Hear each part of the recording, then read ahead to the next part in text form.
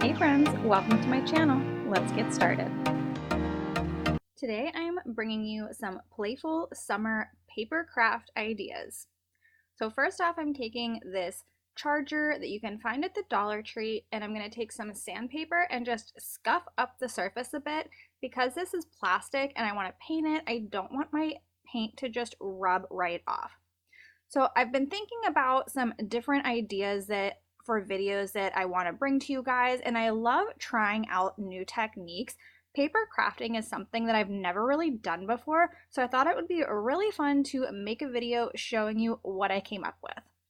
So next I just took my Rust-O-Leum Chalk Paint in linen white and painted my whole charger. I gave it about 3 coats to really cover it well. Then I got this paper pack that was from Walmart, and it's just rainbow colors and it's like a textured paper.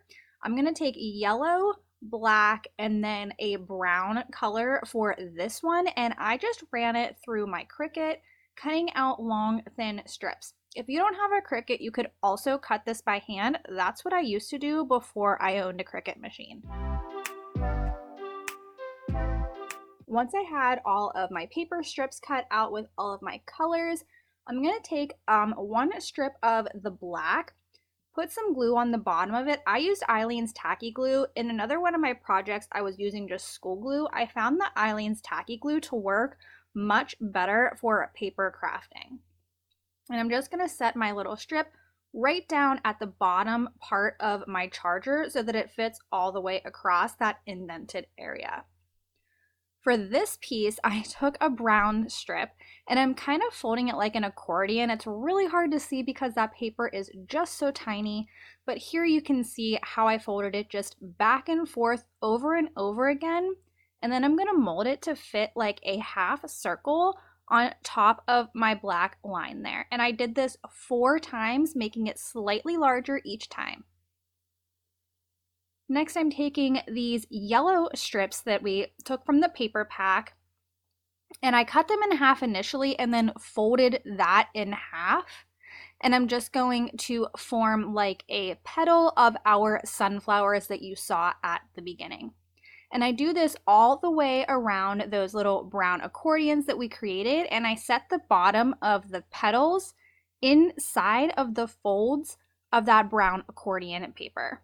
And I'm going to do this all the way around.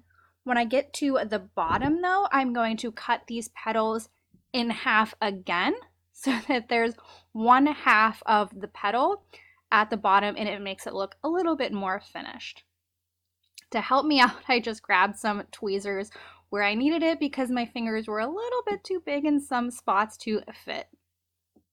Once I had all of my petals laid out and glued down where I wanted, I'm just taking some other small strips of the yellow paper, cutting them down and kind of just playing around to fit them inside of the petals to give a little more detail and dimension to this piece. Then I took some more brown paper and I folded it in half to kind of form like a teardrop shape.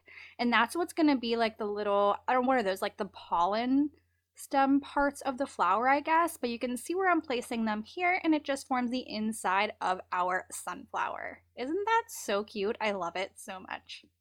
Next up, we're going to form the leaves. So I'm taking some more black strips, folding them, and kind of just like bending them and manipulating them to be how I want. So I'm just taking that little tool you saw there and just rubbing my paper along it like you would with ribbon if you're trying to curl your ribbon, and it just does the same thing to paper and just makes it bend and mold to how you want it to look. So once I have my paper leaves on there, then I'm just taking some more little black strips and I'm placing them down in between the leaves just to give a little more realistic detail dimension to this piece. And this looks like it was really time consuming and took a while to do, but this whole project took me maybe about 2 hours to complete the whole thing. So it really wasn't that bad at all, as long as you have the patience to sit there and cut out all these little pieces, fit them in where they need to go, trial and error. You got to cut them down a lot, test it again to see if it's going to fit. And it was actually a lot of fun to do this. After I had my leaves finished, I just created some more little teardrop shapes to add some detail to either end of that black line that we created in the beginning. So I added 3 little teardrop shapes on either side. And then I'm also going to add 3 more to the top of the flower where there's like a space between those leaves. The next little detail I added, I was very out of frame for, but you can see at the bottom here, I just kind of created another straight line with some little circle details at the bottom. And then when you cut this paper, you can see the white in between like the 2 yellow ends. So I didn't like the way that looked. I thought it didn't quite look finished. So I just grabbed my Arteza watercolor markers in 2 different shades of yellow, and I just kind of traced the edges of where the white was showing through on my paper just to make this look a little bit more finished. And I love the way that turned out.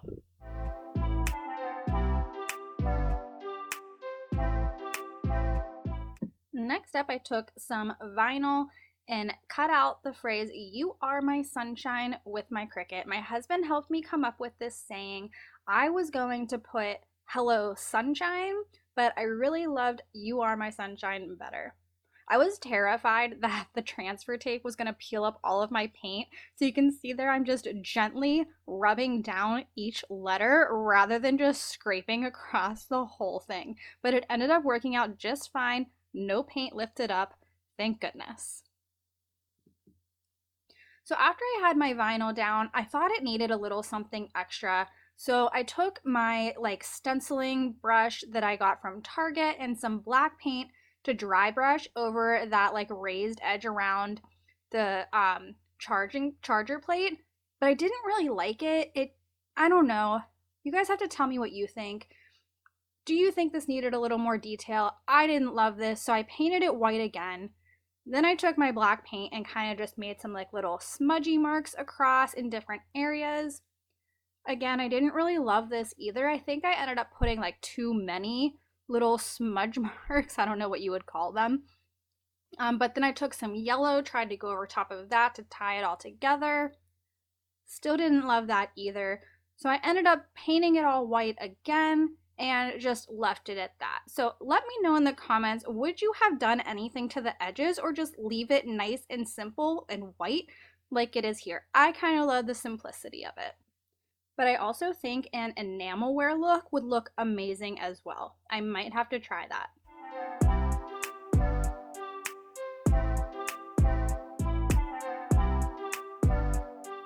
Next up, we have this bee.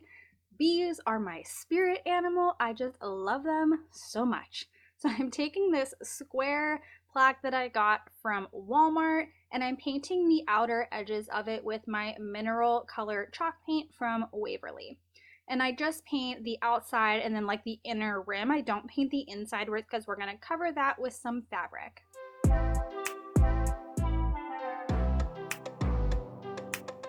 So once I had that painted, I'm grabbing this adorable Bumblebee fabric that I also found at Walmart, and I just cut down a strip that was bigger than that square in the middle, and I'm taking some Decoupage glue. You could use Mod Podge as well. This Decoupage glue, I wanted to try it out and see if it was any different, and I think it's a little bit thinner. I'd have to compare them, but I really liked it. It worked well. Once I had all of my Mod Podge down, then I'm just smoothing down my fabric, and you just want to make sure you get all of those wrinkles out, make sure it's nice and smooth, and I cut it bigger than my square so that I could go back in with my X-Acto knife and cut the excess fabric off and make sure that it was nice and right up against the edge of my sign. I love this technique. I actually saw Yvonne from Ginger Chick Rehab do it, and it is the best. And then I put another layer of the decoupage glue on top to seal it all in. To finish off the edges and so that you couldn't see any of that raw fabric, I'm just taking some jute cord and covering that up, and I think this added the perfect little detail.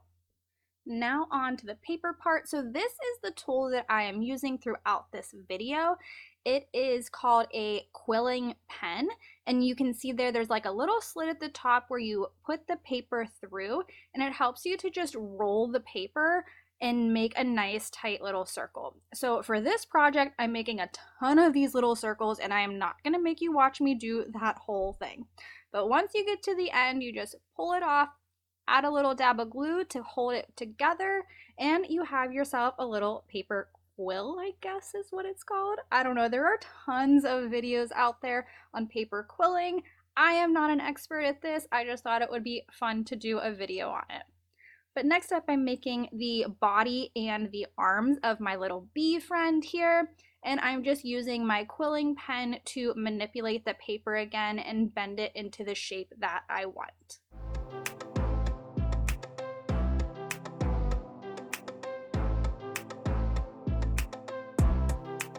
Once I had my body figured out, I rolled up a ton of these little black circles, and then I'm just gluing them one by one all down his arms on both sides. Well, I guess these would be his legs, not his arms, but you know what I mean. So here's where I use some school glue, and I definitely think that Aleene's Tacky glue works much better for paper quilling. So next I'm working on his body. I did a little bit of it there. This took very long to do. It was quite a tedious process, but I just rolled my paper around maybe 3 times, stopped, glued it, and then I would go in the opposite direction, or in some cases I would go towards the circle, sometimes the one I just created, sometimes I would go away from it, roll it a few more times, and we just created like a row or a line of these little circles that were all connected. So that's how I started doing his body, and alternating between the black and the brown paper. I guess I used brown paper here more because the fabric on my sign was yellow and I didn't want him to blend in too much. I think he still turned out adorable though. So here's what my little paper line is looking like. I don't know what these are called. There are technical names for all of these shapes, but I am not an expert and I don't know what they are. So anyways, I just glued down all of my little pieces in his body, and we're moving on to the wings. So for the wings, I just created some more of these little swirl shapes, and this time I made them bigger, and you can see I just kind of let go of the paper at the end there so that it would open up a little bit, and then I glued it shut where I wanted it to stop expanding. And I did that. I made several different shapes for the wings. So now I'm just creating some circles, and then I end up creating some more little teardrop shapes as well. And then I am going to show you what the wings look like here in a second. And I just played around with the placement of these varying little shapes. I didn't want to bore you by making you watch me fold and twirl a bunch of paper, so we're just going to jump ahead a little bit. I created some more little strips in like a lighter tan color, so there would be a little bit of variety in his wings. Once I had all of my shapes created that I wanted, I'm just going to start placing them in the wings where they're going to fit, and just kind of making them flow with the wing, if that makes sense. So these little like flower petal teardrop shapes that I created, I wanted to be where his wing kind of bent, and then the circles at the top are right where the wing rounds. So I hope that makes sense. It just kind of like flowed together beautifully in my opinion. So then I'm just going to place all of those down, and then I grabbed a lot more of these black circles, and I used those to fill in any empty space that I had, just to give it a little more detail, dimension, character, whatever you want to call it. And I also did that same thing again to form his arms and his antennas. And here is a look at how he turned out, and I think he is so cute, but let me know what you think.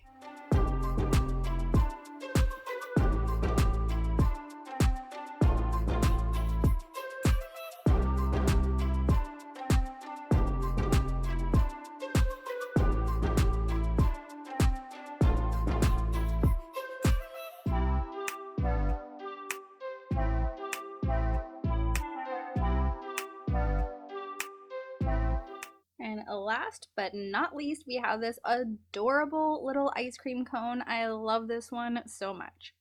So I'm taking this little shadow box sign that you can find at the Dollar Tree, popping off the back, and I tried so carefully to remove the thankful word without breaking it.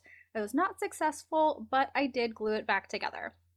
Then I'm taking this Crafter's Square scrapbook paper. This is actually really beautiful. It's like textured and it's kind of shimmery, but I thought it was just perfect for my little ice cream cone background. So I cut that down, and for this one I am taking my glue stick, and yes, I know I'm holding it like a 2-year-old. Mom life. But anyways, I'm just gluing down my scrapbook paper to the back, and then I'm going to put this on the back of my frame, and I did also paint that frame white. Next we're going to build the cone, and I'm just taking a brown strip of paper, folding that in half, and we're going to glue it right down towards the bottom. And this part again was a little tedious, just cutting little strips of brown paper to make our like square looking waffle cone, I guess, if you will.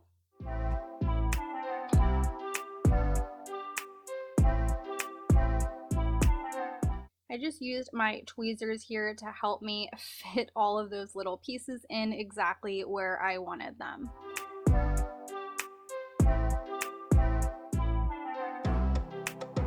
When doing these paper projects, less glue is definitely more here. The first one that I did, you could definitely see a lot of the glue around the edges of all of my paper, but when I got to this one, this was the last one that I created, and I just kind of took my tweezers and like scraped up any glue that was seeping out of the paper, so you didn't see that in the final project. So I'm going to apologize for this one. I thought I was in frame. Apparently my camera must have moved for a lot of while I was filming this one, so you really didn't get to see what I was doing too much. But I'm just kind of twirling, swirling the papers and manipulating them how I want them to go, just to make it look like a bunch of like fun little ice cream swirls. And for this one, I took like multiple shades of pink and put them together, and I thought this just looked like an adorable strawberry ice cream cone. But again, I'm just using my tweezers to help fold those papers and get them in where I want them, holding them down until they are stuck to my surface. You'll have to let me know in the comments, have you tried any of this paper quilling? It certainly is time consuming and it can be frustrating at times, but it really was a lot of fun and such a great summer craft project.